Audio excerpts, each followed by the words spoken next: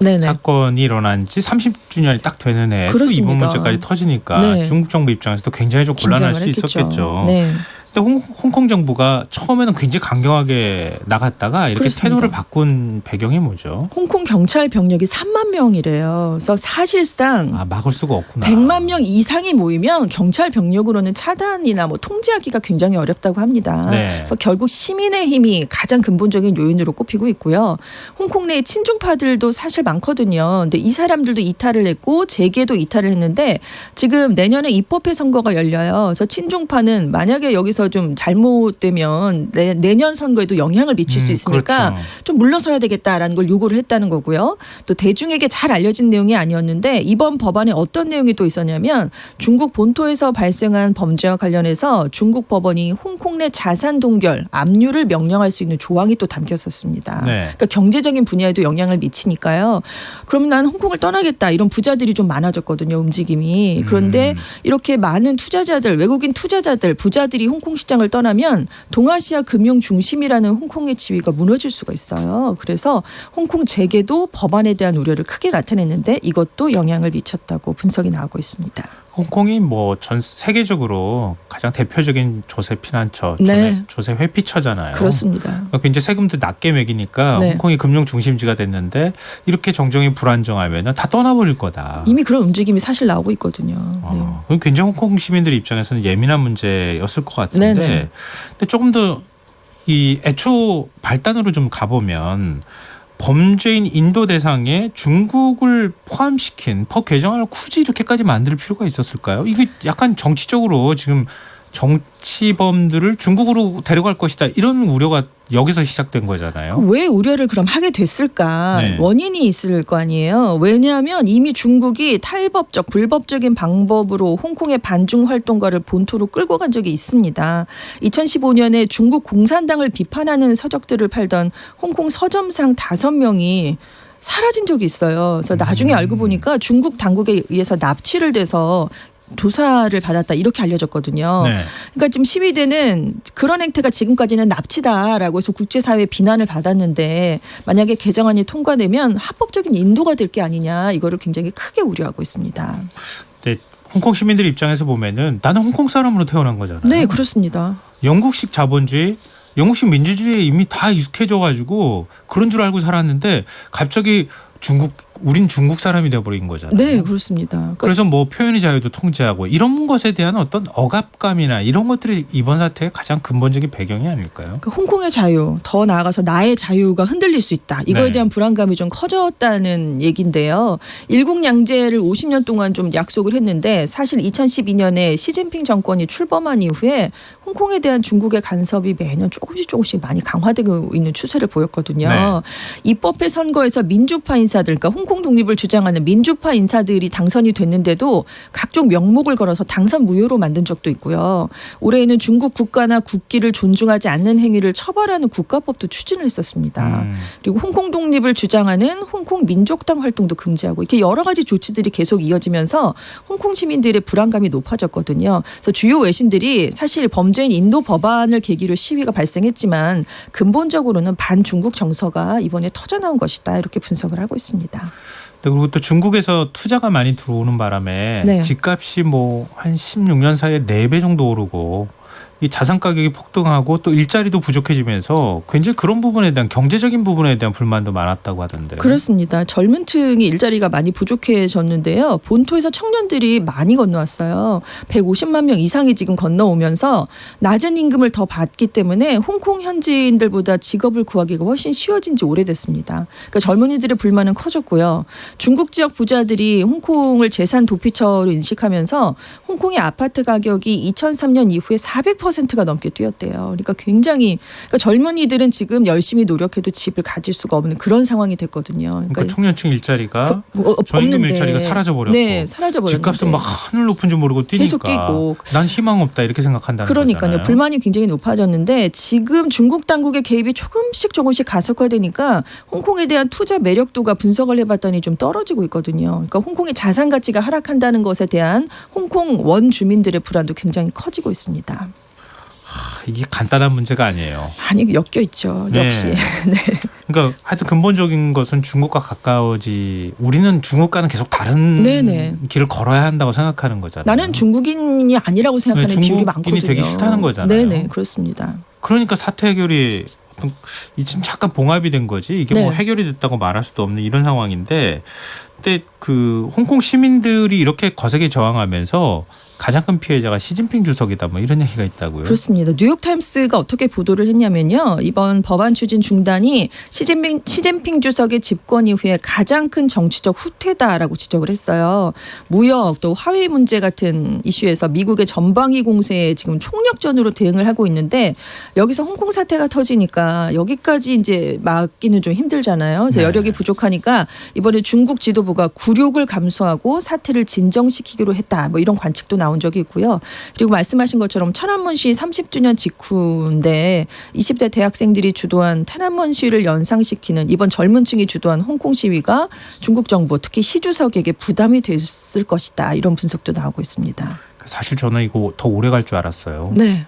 그러니까 우리가 얘기 그렇습니다. 나눴던 것도 있고 네. 그래서 중국이 물러설 곳이 없다 이거는 이번엔. 그래서 사활을 걸지 않을까. 네, 좀 더 그렇게 강하게 밀고 갈 줄 생각했거든요. 알았는데 네. 근데 캐리람 장관을 친중 인사로 보통 분류를 하잖아요. 네네. 그리고 이번 일도 사실은 좀 추진을 하다가 이렇게 뒤로 물러선 상황인데 도대체 캐리람 장관은 어떤 사람입니까? 강경 친중파인데요. 사실 네. 캐리람 장관만 그랬던 게 아니라 홍콩 행정장관들이 역대 다 강경 친중파였어요.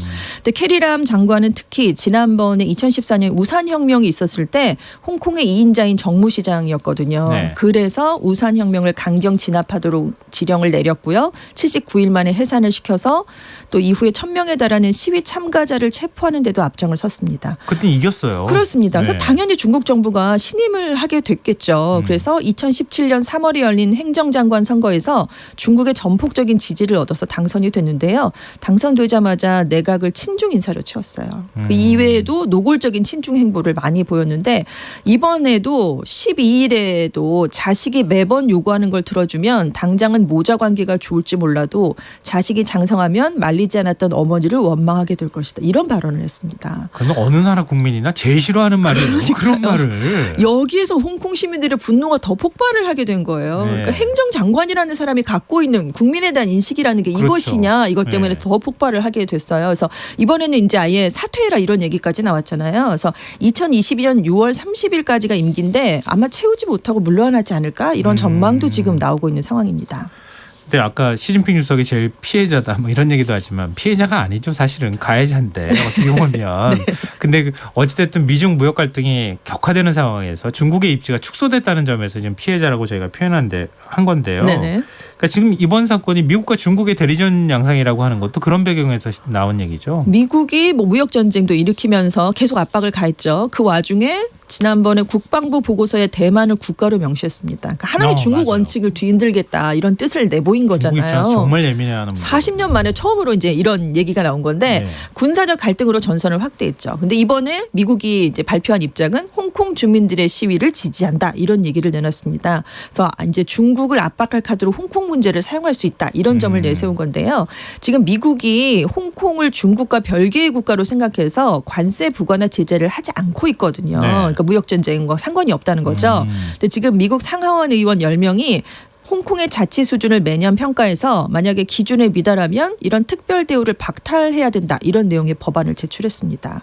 그러니까 지금 미국이 홍콩의 두 번째 무역 파트너거든요. 만약에 미국이 이런 조치를 내리게 된다면 굉장히 초강수 카드가 될 수 있다. 이런 얘기가 나올 수 있어요. 홍콩에서 미국 자본이 싹 빠져나가면 그냥 위상이 바로 추락할 수 있다. 이런 네. 얘기가 나올 수 있으니까요. 그러니까 지금 중국으로서도 굉장히 좀 긴장할 수밖에 없는 것 같아요. 그럼 이게 무역 전쟁에는 어떤 영향을 미칠까요? 지금 미국을 자극하기가 조금 중국으로서 어렵다. 실탄을 다 썼다. 뭐 이런 얘기가 나오고 있잖아요. 그래서 지금 만약에 홍콩 사태가 악화됐다면 시진핑 주석이 G20 정상회의에서 트럼프 대통령을 만났을 때 공격만 받고 올 수가 있습니다. 네. 그래서 미국과의 충돌을 피하기 위해서라도 중국이 좀 시위에서 물러난 게 아니냐. 그리고 사실 시진핑 주석이 지금 홍콩 시위를 앞두고 중앙아시아 지역을 대거 순방을 했거든요. 네. 왜냐하면 우군을 확보해야 되니까요.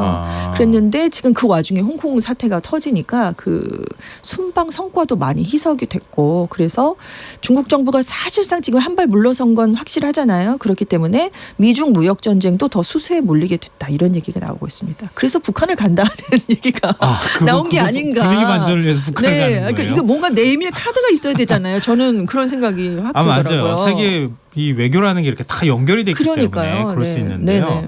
근데 지금 숨죽이고 있지만 대만은 어떤 입장일까요? 차이잉원 대만 총통이 우리는 일국양제를 수용할 수 없다 이런 입장을 꾸준하게 밝혔는데 이번 홍콩 시위를 보면서 더욱더 받아들여서는 안 된다는 느낌을 받게 됐다 이런 얘기를 했습니다. 그리고 이제 왜 대만에서 살해하고 홍콩으로 도주했으니까 대만에 보내려고 우리가 이런 걸 추진한다라고 그러니까요. 명분을 내세웠는데 네. 우리는 악법의 방조자가 되지 않겠다면서 송환을 받지 않겠다라는 입장을 밝혔어요. 근데 야당이 국민당인데 전통적으로 중국하고 좀 안정적인 관계를 맺는 걸 중요하게 여겨왔잖아요. 네, 그래서 그렇죠. 지금 유력한 대선 주자의 입장이 궁금했는데 한고위 후보도 일국양제를 기반으로 대만이 본토와 통일되는 것에 대한 국민들의 우려가 커지니까 우리도 일국양제를 거부하겠다 이런 입장을 밝혔습니다. 근데 이번 홍콩 시위에서 네. 이물리한 행진곡이 불렸다. 이것 때문에 굉장히 화제가 되지 않았습니까? 그러니까 12일에 경찰이 과잉 진압을 했잖아요. 네. 그래서 14일에 그걸 규탄하는 홍콩 어머니들의 집회가 열렸어요. 근데 한 중년 여성이 무대에 나와서 임을 위한 행진곡을 광둥어와 한국어로 불렀습니다. 1절은 우산혁명을 기리면서 가사를 우산 행진곡으로 바꿔 불렀어요. 광둥어로 개사를 해서 네. 2절은 한국어로 노래를 했는데요. 이 여성이 어떻게 소개를 했냐면 광주 민주화 운동을 대표하는 노래다. 그래서 영화, 뭐 변호인, 택시 운전사 1987을 본 홍콩인들은 이 노래를 알 것이다. 이렇게 소개를 했어요. 누굴까 궁금했는데 신원이 정확하게 밝혀지진 않았습니다. 네, 알고 보니까 임을 위한 행진곡이요. 1980년대 중반부터 뭐 태국, 대만, 홍콩, 미얀마, 일본 뭐 이렇게 아시아 주요 국가에 전파돼서 민주, 노동, 평화, 인권의 상징곡으로 쓰이고 있었다고 그래요. 그러니까 아시아에서요. 네. 가장 민주주의 모델이 되는 국가예요. 우리나라가. 그러니까요. 네. 촛불 시위도 굉장히 영향을 많이 미쳤다고 하잖아요. 이번에 홍콩 시위도 한국의 민주화 운동을 굉장히 많이 공부했다 이런 얘기도 나오고 있더라고요. 그러니까요. 네네. 우리가 우리나라에 대한 자부심을 굉장히 많이 가져야 되지 않을까 싶어요. 민주화 그렇습니다. 시위에 대해서. 그렇습니다. 5.18에 대해서 그러니까 망언을 하거나 그러면 안 되는 거예요. 근데 성룡도 홍콩 시위를 뒤늦게 알았다 그래서 논란이 된다고요? 그 9일에 일단 103만 명이 모였잖아요. 12일에 이제 몰랐다는 게 말이 안 네, 되잖아요. 그러니까요. 근데 11일에 나는 처음 알았다. 시위에 대해 아는 게 없다. 이렇게 얘기를 했는데 사람들이 정말 그랬을까? 왜냐하면 우산혁명 때 시위자들을 공개적으로 비판한 적이 있어요. 이건 성룡이요? 네, 강성 대국 없이 번성하는 곳은 없다. 뭐 이런 노래까지 자기 SNS에 올렸거든요. 근데 친중파 인사로 사실 성룡이 홍콩 배우지만 유명하거든요. 중국 국정자문기관인 정협위원입니다. 그래서 2013년부터 양회에 꾸준히 참석해서 맨날 해마다 양회가 나오면 성룡이 참석하는 사진이 꾸준히 올라오고 있어요. 굉장히 많은 뭐 의견을 제시하기도 하고 그래서 너무 이게 정치적이 아니냐 이런 비판을 또 받고 있기도 합니다. 다 알았는데 몰랐다고 하는 모르는 척 했다고 하는 게 정확한 네, 말이 네, 되겠네요. 네. 네, 지금까지 세계이면 외신캐스터 전주현 씨였습니다. 고맙습니다. 네, 감사합니다. 네, 오늘 모바일 상품권 당첨자는 홈페이지 공지사항에서 확인하실 수 있습니다. 내일 서울과 중부지방 등에 비 소식이 있는데요. 일기예보 확인하시고요. 우산 챙겨 출근하시기 바랍니다. 편안한 밤 되시고요. 전 내일 다시 찾아뵙겠습니다. 지금까지 시사평론가 김성환이었습니다. 고맙습니다.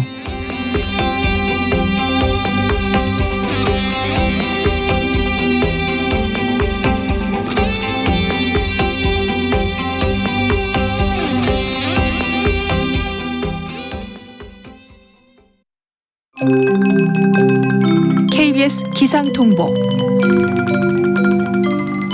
안녕하십니까. 기상청 6월 17일 밤 11시 발표 기상통보입니다.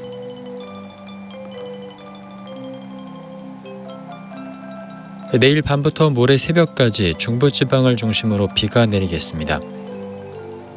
내일은 전국이 맑다가 낮부터 흐려져서 내일 오후에 경기 북부지방부터 비가 시작되겠고 내일 밤부터 모레인 수요일 새벽까지는 서울과 경기도 또 강원도 또 충북 지역에 비가 내리겠습니다.